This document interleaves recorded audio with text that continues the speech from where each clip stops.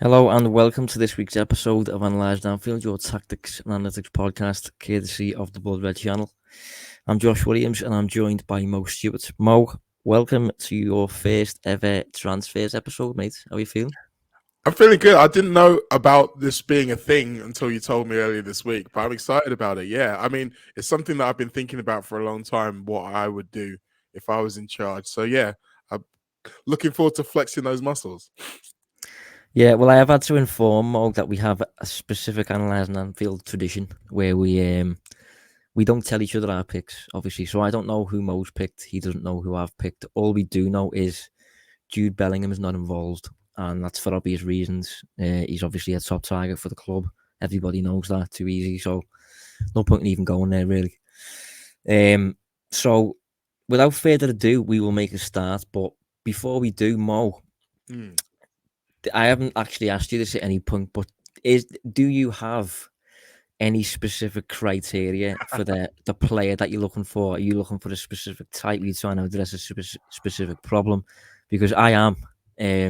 Whether you are on, I don't know. So I'm glad you asked me that because, yes, I am. Well, I do have specific criteria, but as we'll come on to over the course of the show, some of them are technical, but a lot of them are more around squad building. So I think it was important when we're going to do this to look at the players who we are expecting to stay, the players who we are expecting to leave, and thinking of the midfield group as a whole and making sure the whole group has enough of everything that we need. So obviously, any replacements that come in are going to need to complement the gaps we have.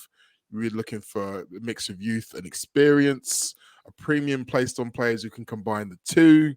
I think athletic abilities are a priority based on what we have already, based on the way we like to play. Durability, another key factor. I mean, we look at the way Jurgen Klopp works his midfielders. They're going to need to be able to withstand that.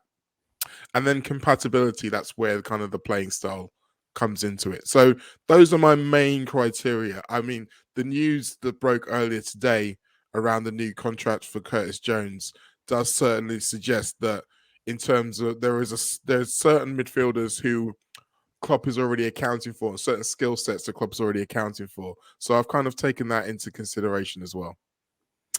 okay, it's a nice criteria. I think for me, I have tried to address what in my opinion is Liverpool's problem, and I think this season Liverpool are suffering because in the midfield in particular, Liverpool are too open, too easy to progress through, too old, not energetic enough. We can't high press as well because of these players. We can't sustain attacks as well, and we're too easily bypassed, too easily dribbled past, and all that sort of stuff. So, what I'm trying to do is address that problem by identifying ideally like a physical, athletic central midfielder who particularly leans towards the defensive side of the game rather than the attacking side of the game. And he'll primarily make a difference when it comes to security, stability, without the ball, rather than when it comes to getting on the ball and putting all the magic on the pitch like Thiago or someone like that. So that's my criteria. Obviously, all of my players are under the age of 26, I think. No players over the age of 25. And obviously, they fit with typical Klopp mold, in my opinion. So, yeah, we'll make a start. So, Mo, 5 midfielders. Go with your first, and then I'll go with my first, and then go with your second. I'll go with my second, and we'll move Okay, on from there. fair enough. And Okay. I'll probably say as well, like, we don't have to do this in any specific order of preference. We'll just reel off names. If you want to say who you prefer the most, feel free. But I'll do them in the order I've got written down, which was semi order that I would have gone for them in, but there has been some changing around that. But the yeah, first man same. off the block is the man that most people would have expected me to mention because I mentioned him quite a lot around the summer, and that's Matheus Nunes. Currently playing for Wolverhampton Wanderers, 24 years old.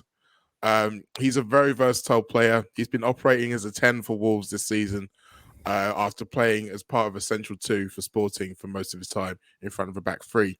Now, obviously, Wolves' season hasn't exactly been going well, but if you look at his numbers, he is still producing what they want him to do. He's still creating a decent rate of chances. So I think it's as much down to the players in front of him as to why they're struggling at the moment. But in terms of what he brings to the game, he is both great at pressing, but also very press resistant. He's fantastic at taking the ball under pressure, very good at recycling the ball short. Long passing probably still needs a bit more work, but in terms of physicality, he's big, he's strong, he's energetic, and he hasn't had any injury problems to date. The other thing about him is the fact that he's playing for a team that are currently bottom of the league. And normally, I was going to say that, yeah.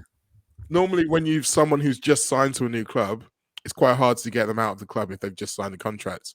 In this situation, added into the fact that Wolves got a new manager, Julian Lopetegui, who's going to want some transfer funds of his own, and Wolves don't have that many other real saleable, appealing assets, then you can see a world where this deal is, well, in terms of, if we're going to say how doable the deal is, I would say it was 4 out of 5 stars. In terms of it, there might be the price takes a bit of a haggle, but I think it's a one that we can definitely get done. And he was a player who I thought would have been good for us in the summer. He gives us that protection that you were talking about. If you play him alongside a true ball hawk defensive midfielder, then suddenly we look a lot more strong.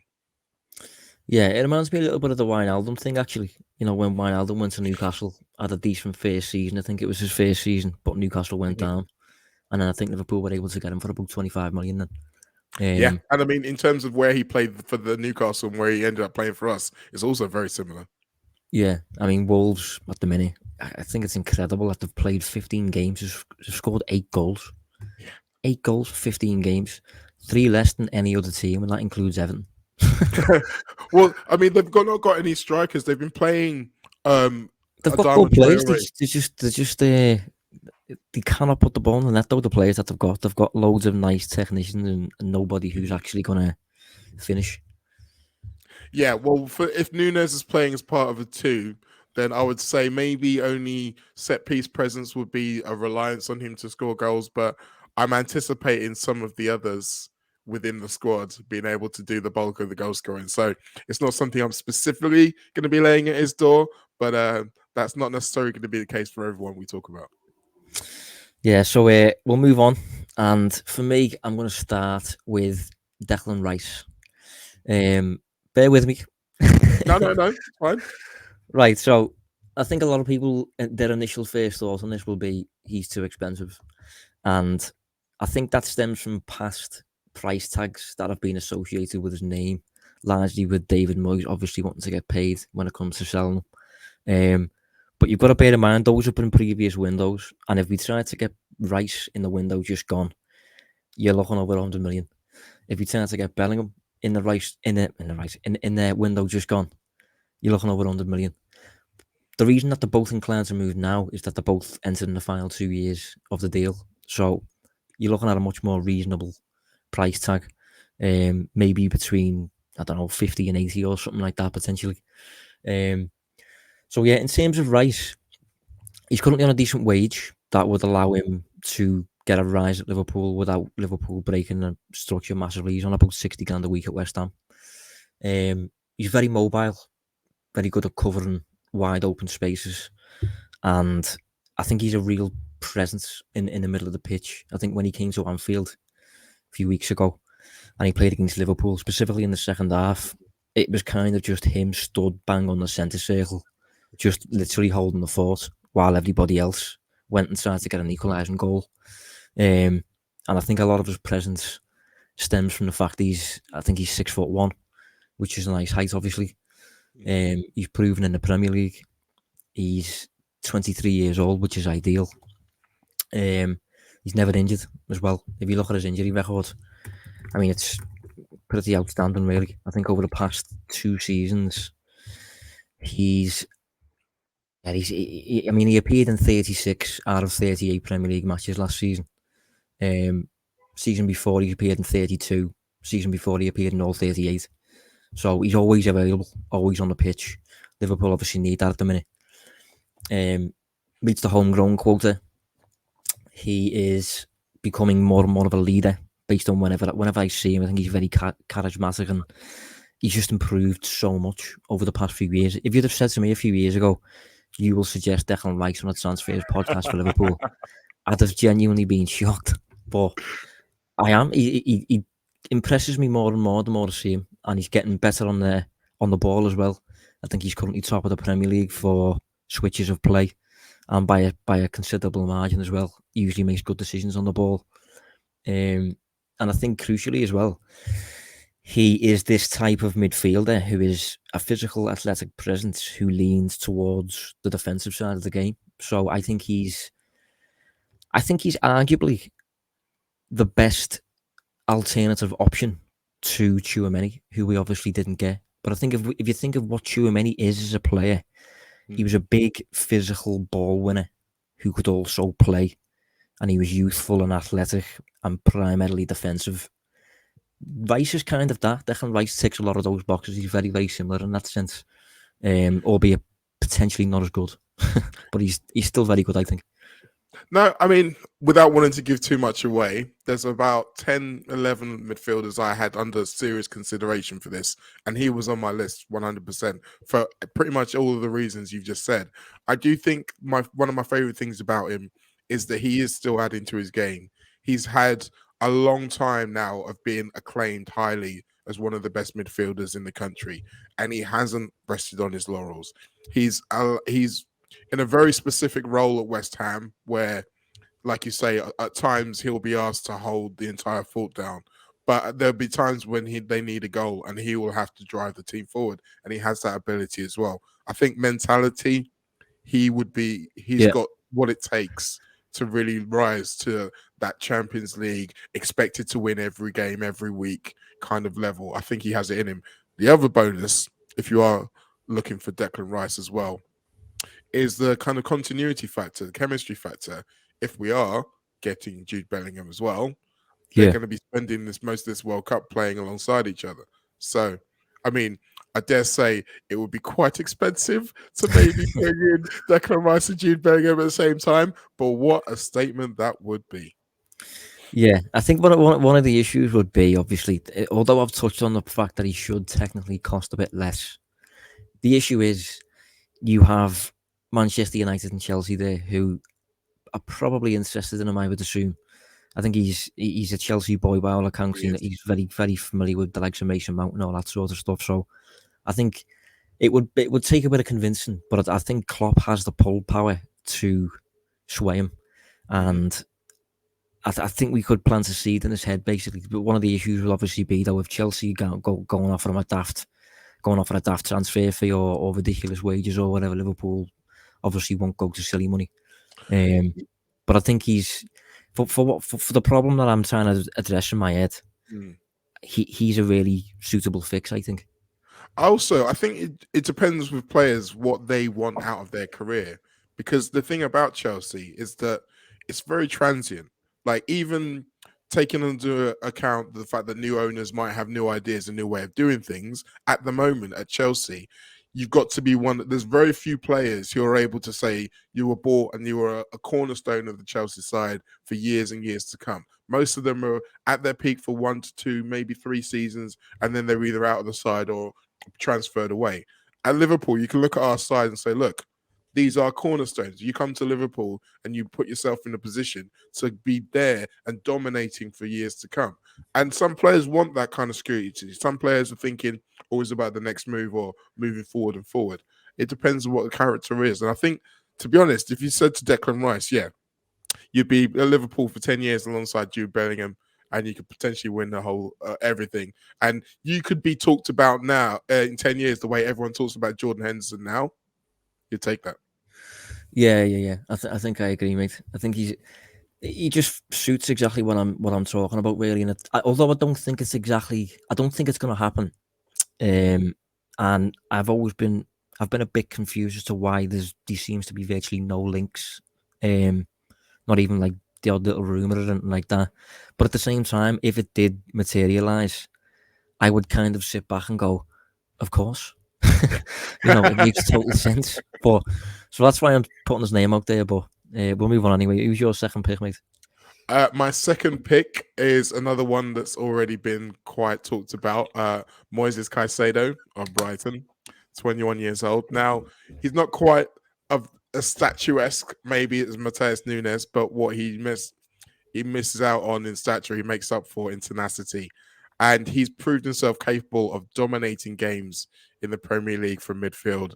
Uh, he plays as the more defensive minded of the two. So if you're playing a double pivot, he would be the six. Or if you're playing three in midfield, he could also be the six. But again, like Nunes, he's still capable of creating high amount of chances per game. He plays a lot of through balls, which if you think about the kind of pace that we have now got up front in Luis Diaz and Darwin Nunes, that's something that could be quite complementary to what we've got.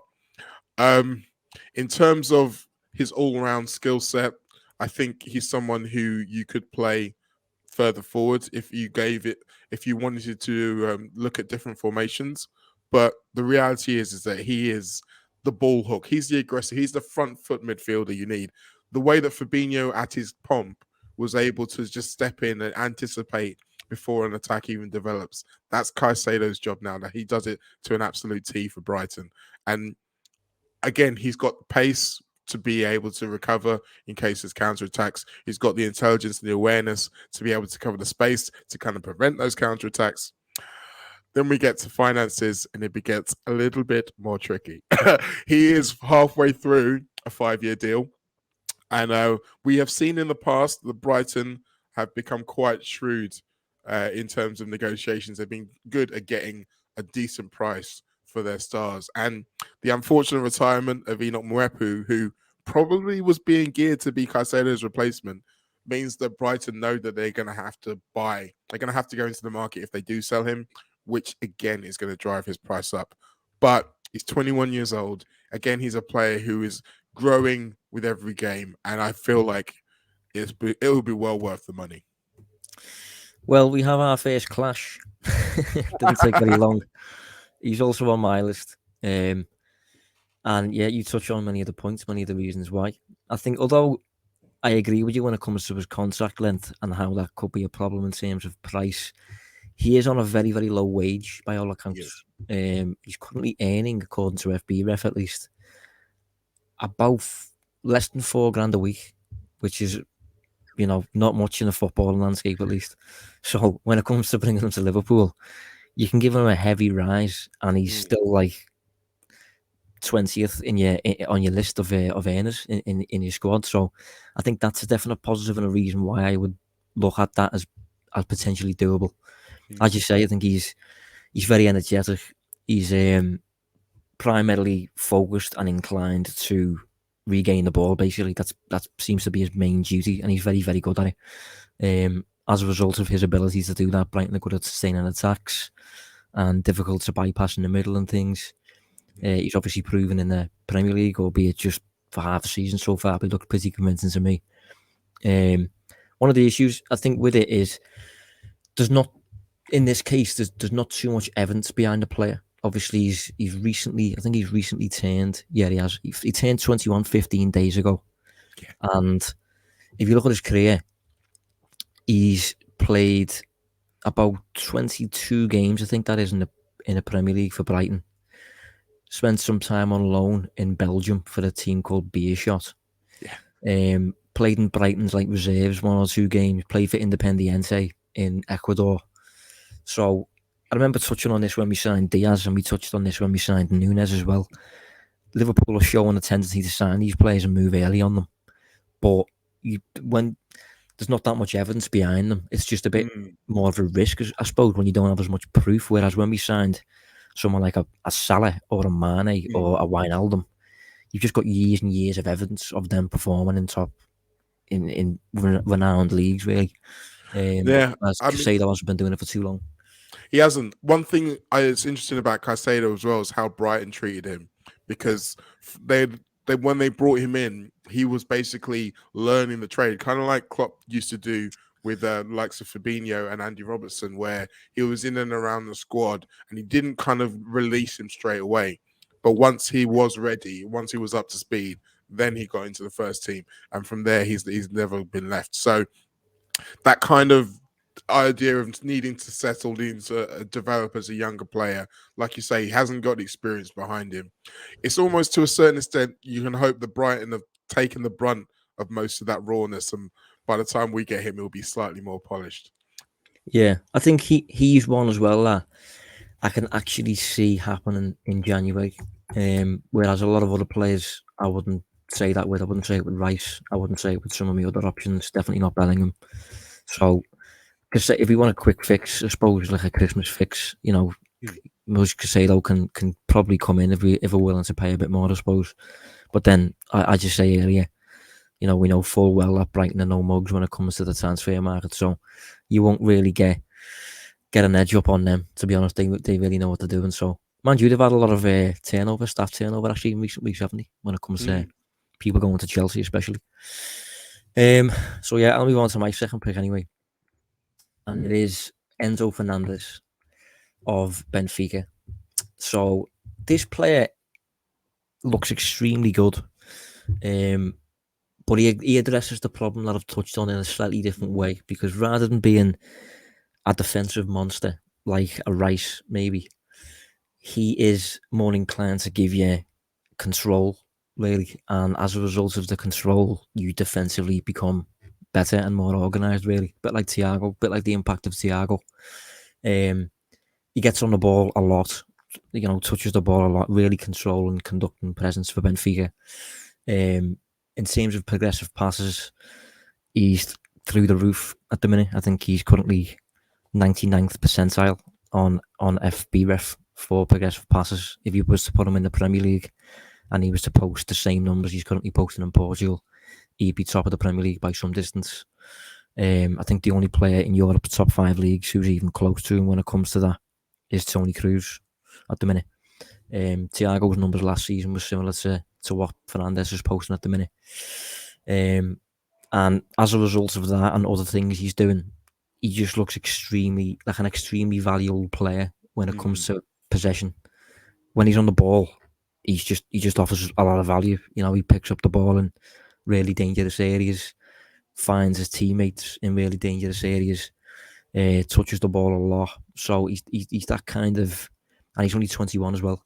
He's only been in Europe for less than 6 months, which could be an issue. Benfica signed him from River Plate over the summer for, I'm not sure how much it was off the top of my head, maybe 17 I think it's around million. £18 million.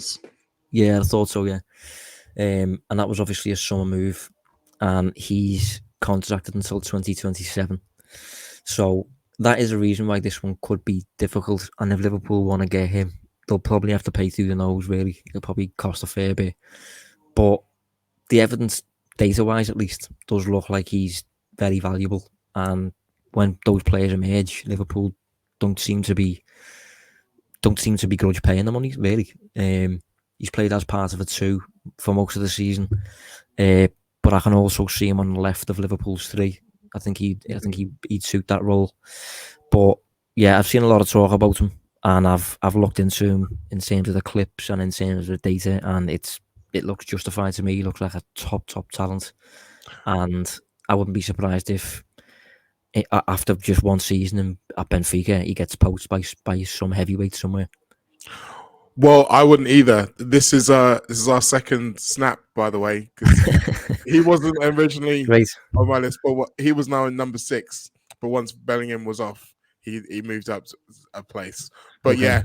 Yeah, the thing I like about him, on top of everything you said, is, like you say, he does it in a different way. So he's got very high on interceptions, but he'll do them high up the pitch. So if you wanted to play the counter-pressing game, even if we are only doing it at certain times in the game, rather it being the MO, he can do that part of the game.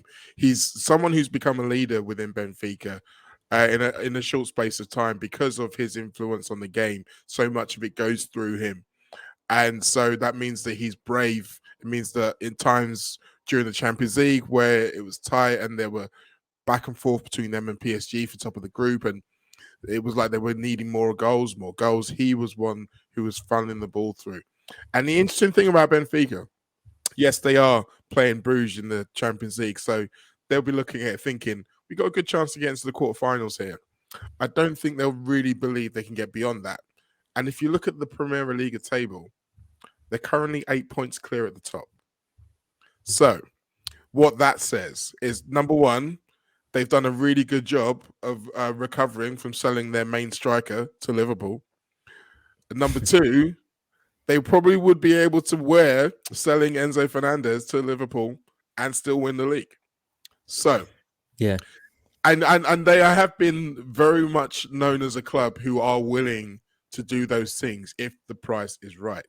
Because I don't think anyone would have assumed that he was going to stay there for the rest of his career in the same way that some of their other players have, like, for example, Gonzalo Ramos or Rafa Silva, who are a little bit older. yeah. So I think it's a doable deal. Yeah, well, just a little bit more context on his numbers. In the Premier League this season, he's top of the division for progressive passes. As I said, he's on 110 so far. Second place is on 90. Third place is on 72. And then there's a bunch of players on 59. So that kind of captures how he's very much an outlier when it comes to that. And then when it comes to completed passes, he's completed 1,112. And the next best player in the league is 883. So again, he's miles out in front. And those numbers don't necessarily capture ability or quality, but they just offer an insight into the type of player he is. And for me, he looks like kind of like a younger model of Thiago, really. Probably not as good. I mean, Thiago, people on the show know what I think of Thiago, but he looks in that mould. And obviously, Thiago's 31, I think. Mm-hmm. Probably coming to the end of his Anfield career soon. Liverpool will need to replace him somehow. And getting this lad in, I think he's top quality by the looks of it. No, agreed. I think he is. And I think he's somewhat, it's hard to find the specific Thiago. And I mean, to be honest, what we'll probably need is someone who can do a lot of what Thiago does, but have some other qualities as well. And I think Enzo Fernandez is someone who you could put into our team, and over a course of period of time, he could grow into that role. But yeah, someone else on my list I've got is probably a little bit more specifically geared to that. Go on, let's go. Well, yeah, I mean, I say that because he's up next. I'm kind of stepping a little bit out of my own criteria simply because I love this footballer so much. Nicolo Barella of Internazionale. Okay. Yes, so obviously he's a smaller stature, but in terms of his skill set, in terms of his ability to create, to pass, to find gaps where there aren't any, very few players have it. I mean, we've spoken about Thiago a lot.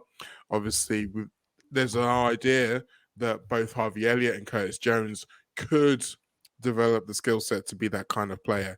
He is that kind of player. If you ask me, of all the players under the age of 25, who's the closest to being able to do what Thiago does, it's him. And I've watched him a lot, not just for in the last season in Champions League. I've been watching Italian football pretty much since he's moved from Cagliari, and he has developed into a devastatingly effective footballer. Someone who doesn't need to run a lot, and it's probably for the best because he's not necessarily got the greatest engine. He looks a little bit like Shaqiri, but he's probably a little bit fitter than Shaqiri, to be fair. But it's all about the appreciation of space and movement around him and being able to be in the right place to play those killer progressive passes. He doesn't mind a tackle either. I mean, he probably needs to get a little bit better at it. But in terms of being able to defend from the front, the intelligence to block spaces, to be part of a pressing group, he can do that. Yeah, as I say, in terms of the selection of this list, it's a slight luxury. He's contracted to 2026. So Inter are aware that he's going to be coveted and has been previously. So it would take a lot to get him now. It might be one that's more doable in the summer. But oh my goodness, if we could get that boy in our team. Seriously. Well, I'm obviously a fan of this player. I think anyone with a brain is really. But you know what I'm going to say, and what I'm going to say, you've just roughly touched on, and that would be the price. It would be difficult to acquire him. I mean, Inter Milan are currently fifth in the Serie A. So maybe if they were to finish outside the Champions League places, you'd have a bit more room there to toy with them, basically. But the fact he's contracted till 2026, and he's currently earning, I think he's currently a top earner over there on about 180 grand a week. That would be a really pricey deal. But obviously you're getting in there a peak elite midfielder across Europe. So obviously it makes a massive difference if it's doable. You probably explore it, but that's the other point, is the fact that in terms of the age profile, he's someone who, like we said with Caicedo, there might be a bit of a development period. Barella can hit the ground running. I really believe that. And I mean, obviously there's a difference between Serie A and Premier League, but we've seen him play against teams of high intensity for Italy, and he was instrumental in their run to the Euros. So I believe that he's got the ability to come in and make a difference immediately. It would be a difficult deal to do. I think it's, particularly in January, is kind of impossible because they're fifth in the league, but they're also in they've got Porto in the next round of the Champions League, so they'll feel like they can get to the quarters as well, and they've not done that in a long time. So it would be one for the summer rather than January, but we could find ourselves in a situation where Inter Milan, again, looking for a new manager, they've got players who they probably want to sell and can't sell. If you look at the way it went last summer, there was lots of players rumored to leave that didn't end up leaving. And if you've got a situation, if you're Inter and you're like, we've got to sell one of Lautaro Martinez and Barella, probably want to keep Martinez. Just saying.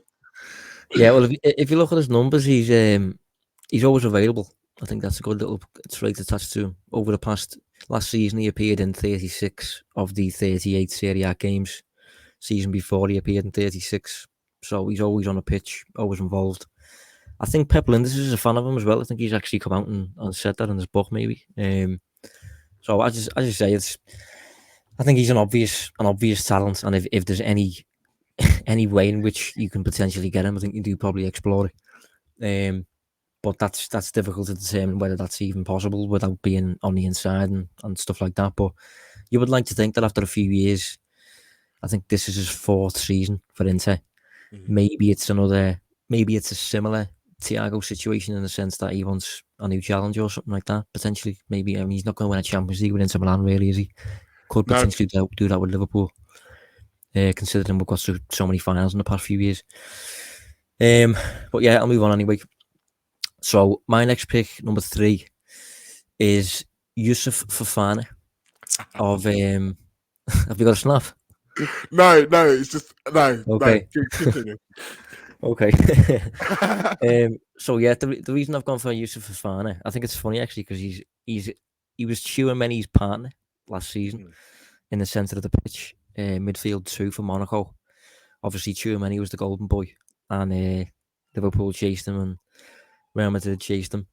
So in a way, I suppose Fofana would kind of be the sloppy second in a way. But believe me, he's good.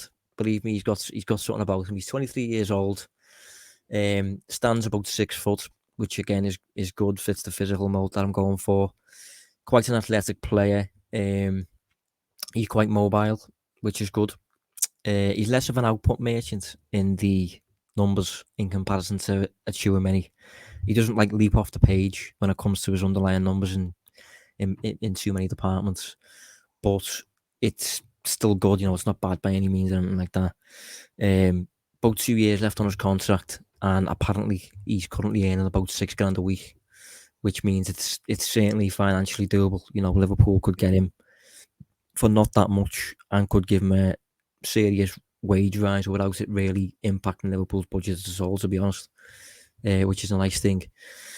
He's a good progressive passer on the ball. He moves the ball forward, and he's also a keen dribbler as well in comparison to other central midfielders. You wouldn't really think it could, to be honest, considering his size and things, but he is inclined to dribble to get out of certain situations.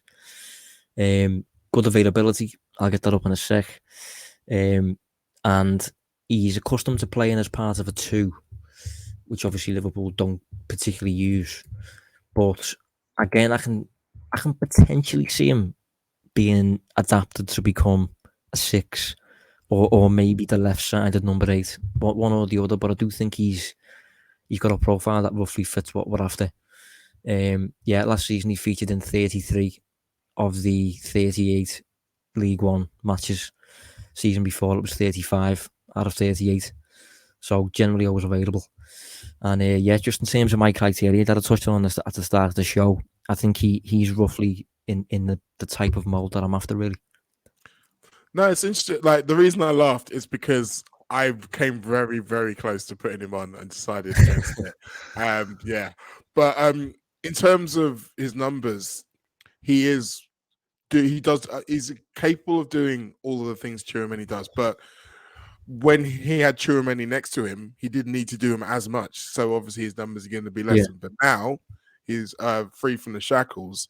He is producing a lot higher rate. And he's someone who a lot of people in France have been kind of talking. It's almost like, yes, we have that guy, but don't forget about this one. And yeah, I think he was recently called up to France for the first time. Actually, I think he's got his first cap in the past couple of months. And I think he played in the duo actually as well with Tchouaméni, and I think he played well on his debut and stuff. So he's kind of rising as a player, and Liverpool usually are good at picking up on those before they actually reach the elite level. And yet he has still made over 100 appearances in Ligue 1 at 23 years old. So he's got a good amount of experience in his game. Obviously, he hasn't played as much in like Champions League or European, but obviously Monaco are in Europe at the moment. They're in the Europa League. So he's gaining that experience year in, year out. And they were in the group stages, I think it was last season. And they were up against PSV and Ibrahim Sangare, who's another a name that's been mentioned in a lot of dispatches. And to be honest, he kind of taught him a lesson. It was one of those really wow moments where he was nutmegging him. He was basically dancing around him. It was brutal. And that really stuck. That was the first time he really kind of clicked in my mind. So I was financially, I think it would be an easier sell. Although you do wonder whether they'd want to space out selling him and Tchouaméni, maybe more than one season, maybe more than 6 months. But I mean, it's definitely worth a conversation, as you say. See, the fact he's got 2 years left on his deal, though, suggests that if they do want to get a good price for him, he's probably got to go this summer. They can keep hold of him for another year by all means, but he's getting sold for less if they do that, unless they're going to sign him to a new deal, which is obviously a possibility as well. But yeah, he just looks like a player who roughly fitted my bracket. So, who you want to next then, Mo? I think is this our last pick then? Because we had the same. Mean, as Enzo Fernandez would be my number 4, so this is going to be my number 5. Okay. And I've gone for Joao Palhinha, currently playing for Fulham. I like it. I like that shout. And he is 27, so he's just a little bit older than most that we've got. But on my list, at least, he is the purest of the number 6s. He is an absolute tackle monster. He's made more tackles than anyone across Europe this season. And he's also got an eye for a goal as well. He hit an absolute beauty from the edge of the box against Forest and scored a header from a corner as well. So he's good. He's tall. He's strong. He's got, I wouldn't call him express pace, but he's able to kind of get back during counterattacks. He's another intelligent player who looks like he's adapted to the Premier League like a duck to water. And the most interesting thing about him is, going back to the whole chemistry idea, his former team, Sporting Lisbon, he played in the midfield too alongside Matheus Nunes. So if, by example, you already bought Nunes, you can say to Palhinha, let's run it back. I know you two work well together. And I mean, I joke about it, but these are the kind of things when you are looking at quick fixes in particular or short-term gains, these things matter. We've seen in the past, particularly in Liverpool midfield, it takes players a long time to get up to speed and there'll be teething problems. If we are going to be operating at the level we expect to be, i.e. the level of last season and previous championship years, then there's going to be less margin for error for that. If you've got some guys in there who know each other, even if they don't know the system, then that's a way of kind of connecting those dots. And also, Fulham are doing well right now. You could go to Joao Palhinha and say, look, Fulham are doing well right now. You're not going to finish in the European places, mate. Like, you've bought yourself basically a ticket to 14th place as opposed to a 17th place. That's really what's happening. So I think he's probably seen enough of us to know that it will be an appealing time to move across, even if he's only just arrived. And Fulham are Fulham. I'm pretty sure that if we kind of come to them with a decent deal, not a disrespectful kind of number, then we might be able to get it done. The only issue with that, I think he's one of the players, and I put Caicedo in that bracket as well, who price may go up because of the World Cup. I think he's one who's primed to make a real impact for Portugal. Yeah, I mean, I think his price will already be pretty high simply because he's only just moved on. He's moved to a Premier League club, usually financially quite stable, and he's got another 5 years on his contract. But I am a huge fan of him, actually. I watched him the other night against Manchester United, and he did dominate the middle of the park. Really likes to put his foot in. To be honest, he reminds me a little bit of an early Javier Mascherano in terms of his desire to really he's like a dog. He's just like really eager to just get engaged in a scrap, basically. And I didn't know, actually. I've just got his profile up because I did think at the time he's really good. I could see him at Liverpool, but I didn't actually double check. But I've just got him up now, and two things I really didn't know. I didn't know he was 6'3". That he's a really physical presence in that sense. I didn't know that, and I also didn't know he was 27 though. That's a downer. Yeah, I thought he was about 24.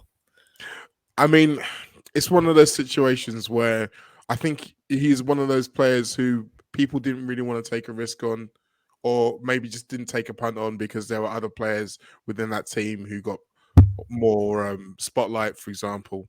I mean, because obviously he was there, I believe, when Bruno Fernandes was still around. So it's difficult sometimes with midfielders. Once they get to a certain point, people start to think, well, why has no one gone for them earlier? But again, if you think about the profile that we've got, it might not necessarily hurt to have if you look at the profile of player we're going to be losing in terms of age, and I mean, obviously Milner, Oxlade-Chamberlain for sure, Keita, we'll see. But I would think that buying a player who isn't as a young one to complement some of the younger ones isn't necessarily the worst thing.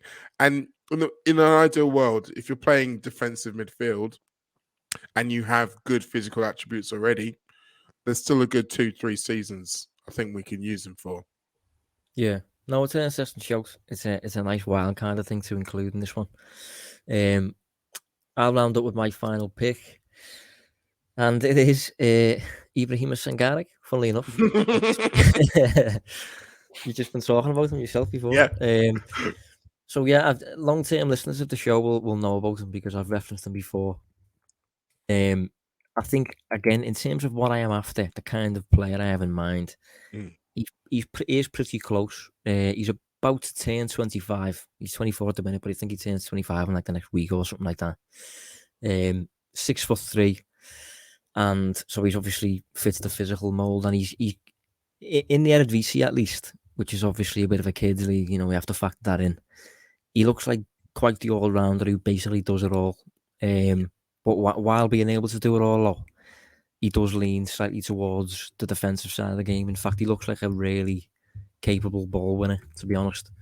Again, you have to factor in this is the Eredivisie, but he ranks at the minute, according to FBref, in the 98th percentile of midfielders for interceptions, and in the 96th percentile of midfielders for tackles. So he's obviously very inclined to put his foot in and regain the ball for the teammates and stuff. And on top of that, when he's on the ball, he can sometimes look a little bit awkward, but he's quite a capable dribbler, more of a capable dribbler than you'd think. And he is inclined to play forwards in terms of, you know, being quite progressive on the ball and stuff. And you can see that in his numbers as well. I think he has the profile to play as a 6 or as a number 8, which is nice. Does have a contract till 2027, which he signed in the summer, which is not good. But the fact he signed that, despite being linked to like Liverpool and Man United and stuff, tells me that maybe there's a release clause in there somewhere potentially. But even if there isn't, it's still only PSV. I do think he's probably attainable if Liverpool are willing to pay around 40 million plus, maybe. Whether he's worth that, I don't entirely know, really. I'm on the fence with that one.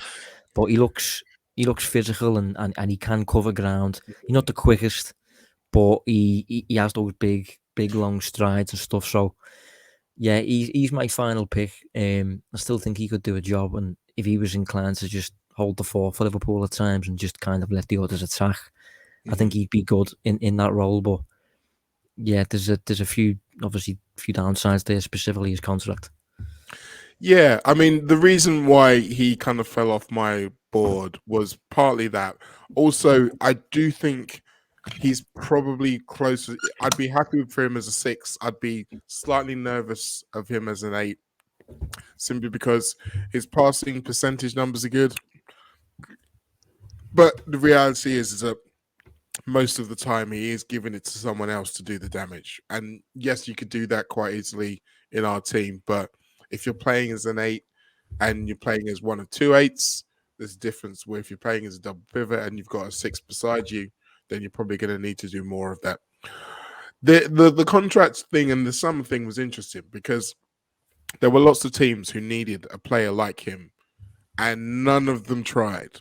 Yeah, now, that's curious. Yeah, and as much as, like you say, we try to be a show of analytics and reason, there's something about that that's just a little bit, I can't quite put my finger on it, but there's something about that. But we'll have to wait and see, because I'm pretty sure someone will eventually take the plunge on him, and then we'll have to see what happens. But maybe it is just that people are less inclined to use the Eredivisie as a barometer for quality. It's a shame that Ivory Coast aren't at the World Cup, because he would have been able to put himself in another shop window in that respect. But yeah, I think it might be one whereby the price has to be right. And I'm like you. I think the new deal was very much with a release clause, because they'd have said to him, look, you were available all the time. No one came in. So you might as well stay with us. But if they change their minds, then this is what it'll take. That's kind of going back to our common sense. That's kind of what makes sense for me. So we'd have to wait and see on that one. But I mean, I think he could be developed into a Liverpool player. I think he would probably take more developing to kind of shave some of the raw edges and some of the others. But like you say, within your parameters of being someone who can stop this and stop that, then yeah, I think he can do that job. Yeah, I've been aware of him for a while. He was previously at Toulouse in France, and while he was there, a couple of the people who I've followed over the years, who I kind of respect their opinions and stuff on Twitter and things, that they were keen to write profiles on him and stuff. So I've been aware of him for quite a while now. And then obviously when he was getting linked with the likes of Spurs, I think, and teams like that. But then he made the relatively surprising move to PSV. A few of us were a little bit surprised that he didn't step up a bit higher. But since he's went there, it's been good. It hasn't been bad by any means, and he looks like a solid contributor. And again, when it comes to the numbers, he really does look like an all-rounder. I mean, I would look like an all-rounder playing against a gang of 7-year-olds, probably. I'd want to look like a world beater against 7-year-olds, man. Come on. Well, I think that's where the body is. He does look like he can do it all in the numbers. But how much of that is because he's facing certain teams, every week. You have to factor that in. Maybe you can look at his Champions League performances or whatever, but he looks like, if what I'm getting at anyway, I've tried to stay consistent with the theme of a really physical and athletic, defensive-minded presence who is going to improve Liverpool against the ball. That's what my thing has been, and he looks like he fits that model for me. So, yeah, that's all, mate. So, I don't know if you want any round-up thoughts. Well, the one interesting thing to me, considering the players that we've mentioned, considering the players who I considered but still would definitely pick, there's a lot out there. So it's strange to me that, like, we're not even 6 months away from everyone within the club saying there's no midfielders out there who can improve us, particularly because so many of the ones we've mentioned literally moved in the summer. So it kind of bodes well for there being a solution to our problems out there, we'll have to wait and see exactly how it goes. Yeah, for those who are watching on YouTube, our picks are currently on the screen. 5 mine, 5 Mo's. We obviously had Snap on 2 of them. And I think the plan moving forward, considering Liverpool aren't going to play for another 5 weeks or so, what we're going to do next week is the same episode, basically, but wildcard options. So players that wouldn't necessarily be right up there with our top picks that we've just listed, but players who have a chance of ending up at Anfield, like kind of like an outside the box option that you probably wouldn't otherwise think of. So that's the theme for next week. So make sure you tune in for that. But Mo, thanks for joining us, mate, on your first transfers episode. How did you find it? I thought that went well. Yeah, I mean, I'll happily stack my choices up against anyone and anyone who dares to argue in the comments, as I'm sure they will. Yeah, as always. So yeah, thanks for joining us, mate, and we will see you next week. Cheers. Indeed.